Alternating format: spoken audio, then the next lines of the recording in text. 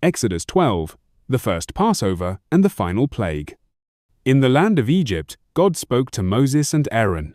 A new beginning was coming, and with it, a new calendar. The Lord declared that this month would mark the first month of the year. On the 10th day, every Israelite family was to choose a lamb spotless, without defect, a year old. On the 14th day, they were to slaughter it at twilight. With its blood, they were to mark the doorposts and lintels of their homes.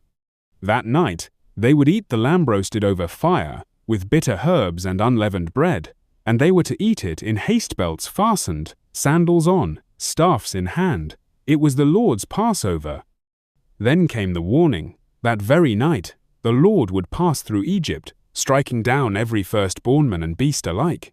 But the blood on the doors would be a sign.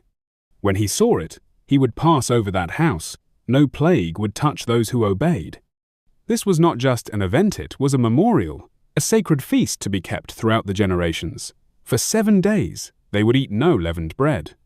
It would be a reminder of the haste in which they left Egypt and of the Lord's mighty deliverance. At midnight, the judgment fell. Across Egypt, every firstborn died from Pharaoh's palace to the lowliest dungeon. A great cry rose up from the landowner that had never been heard before, and never would be again.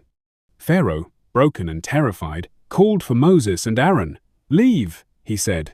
"Take your people, your flocks, and go, and bless me also."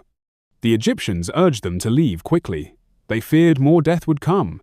The Israelites packed in haste, their bread still unleavened. They took silver, gold, and clothing gifts from the Egyptians, granted by the favor of God. About 600,000 men, plus women and children, began the journey. They had lived in Egypt for 430 years, and now, at last, they were free. God established the Passover as a lasting ordinance. Only those who belonged to the covenant could eat it, and it was to be kept with reverence and obedience, just as the Lord had commanded.